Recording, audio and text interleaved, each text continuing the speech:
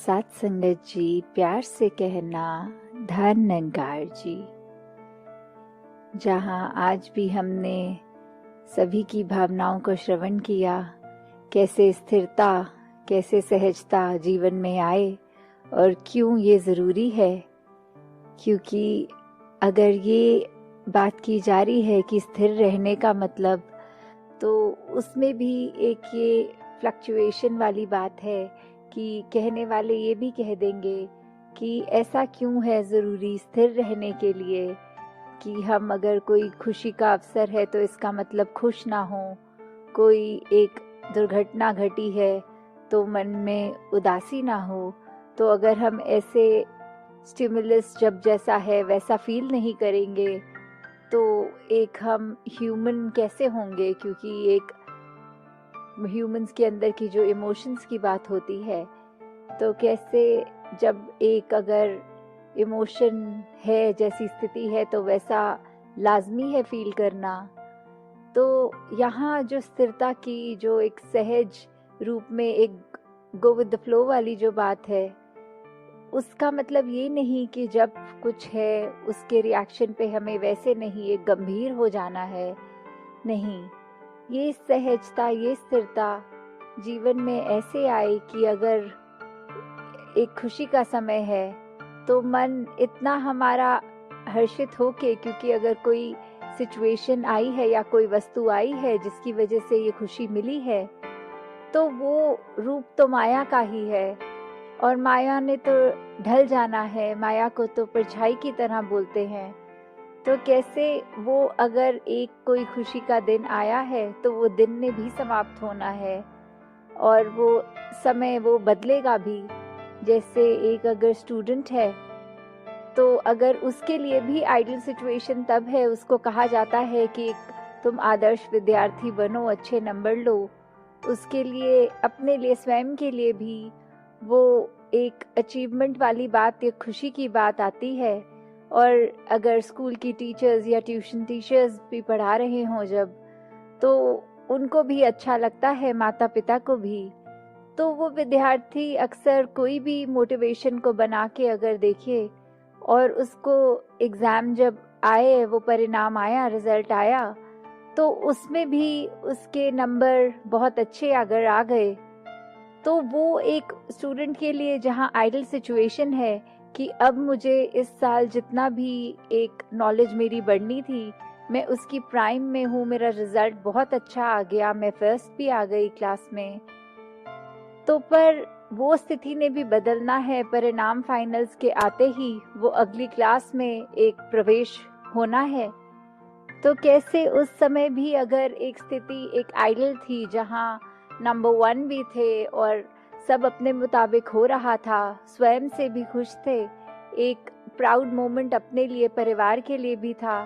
फिर भी कैसे जैसे ही अगली क्लास शुरू तो ये जर्नी फिर से शुरू। अब नए ज्ञान को याद करना, नई नॉलेज देखते हुए फिर उसी की ओर कि कैसे साल के एंड में एक अपनी परफॉर्मेंस को कायम रखते हुए,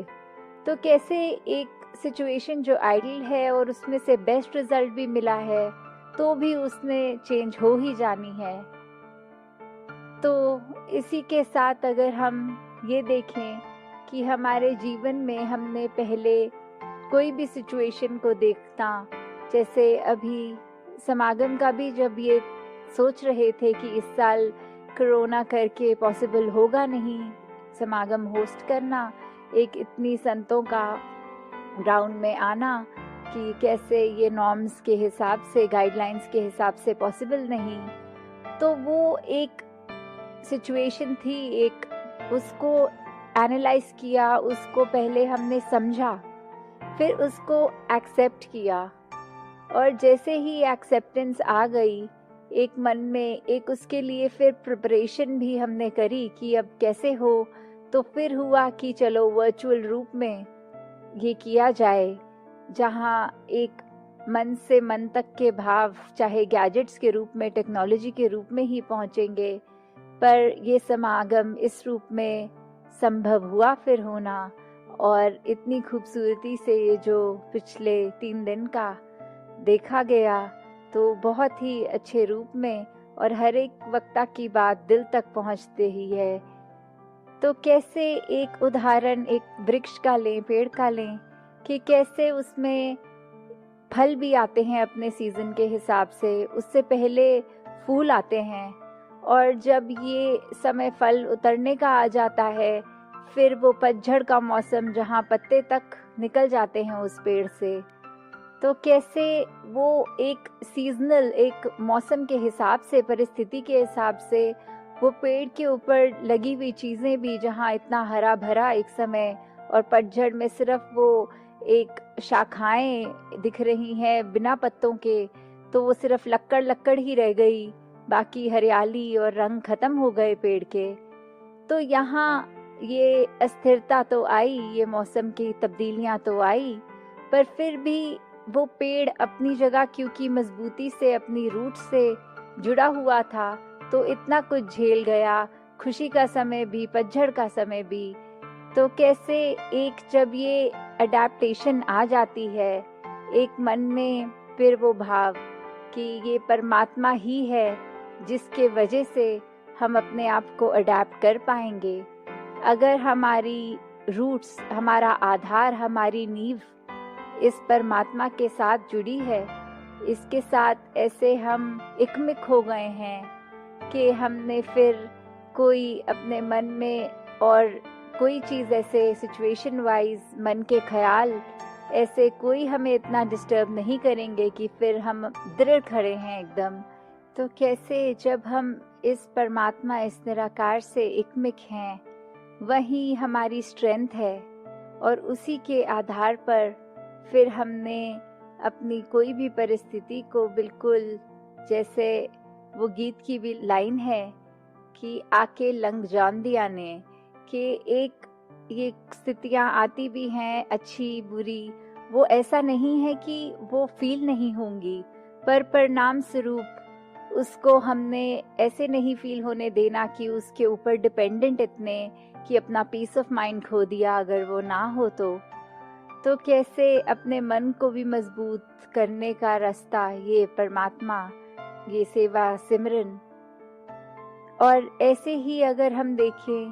कि बचपन की ही बात, कि जब एक सेल्स बायोलॉजी में सिखाते थे, तो उसमें अमीबा जो एक यूनिसेल ऑर्गेनिज्म का बताते थे कि इसकी कोई एक स्पेसिफिक शेप नहीं है, इसमें एक सेल वॉल नहीं है, ये किसी भी डायरेक्शन में कैसे भी फैल जाता है। तो फिर एक जब आता था समय एग्जाम्स का, तो एक मन में बात आती थी कि कितना आसान हो जाएगा, और कोई अगर डायग्राम की तैयारी ना करो और सिर्फ अमीबा तो कैसा भी बना दो और उसके नंबर कंफर्म पूरे होते हैं फिर। तो कैसे अगर वही आ जाए तो एक बहुत आसान भी रहेगा, एक सेकंड में वो डायग्राम हम बना भी लेंगे, टाइम सेव हो जाएगा, बाकी आंसर्स को दे पाएंगे। तो एक होप, एक उम्मीद वो रहती थी कि अगर ये आ गया तो एकदम हमारे लिए बहुत अच्छा एक रूप बन जाएगा। पर अगर वही बात की हम कुछ और डायग्राम्स की तो तैयारी ना करें, सिर्फ उसी के ही उम्मीद में कि वो आए, और कुछ की तैयारी ना हो और एग्जाम में कुछ और आ जाए, कोई और चैप्टर का डाइजेस्टिव सिस्टम आ जाए ड्रॉ करने को या कुछ भी, तो वो कॉम्प्लिकेशन एक की बिल्कुल प्रिसाइज जैसा होना चाहिए वैसा अगर नहीं तो फिर मार्क्स ने भी कटना है।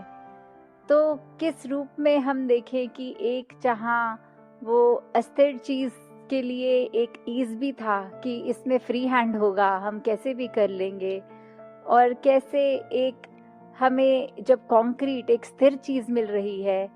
तो उसमें फिर हमारी मेहनत, एक इंटरनल हमारी स्ट्रगल, एक वो लर्न करना, एक प्रिसिजन की बात जहाँ आती है, तो वैसे ही इस जीवन में जब निरंकार के साथ जुड़ गए तो फिर एक स्टेबिलिटी, फिर वही बात स्थिरता। तो ये हम अपने जीवन में जैसे जैसे अपनाते जाएंगे, ये हम बात समझ लेंगे कि इस परमात्मा के ही आधार पे पूरा ब्रह्मांड है। फिर अपने एक निज घर का पता लग जाएगा, इस आत्मा का जो सोर्स है परमात्मा, इसका जब पता लग जाएगा तो छोटी छोटी चीज़ें हमें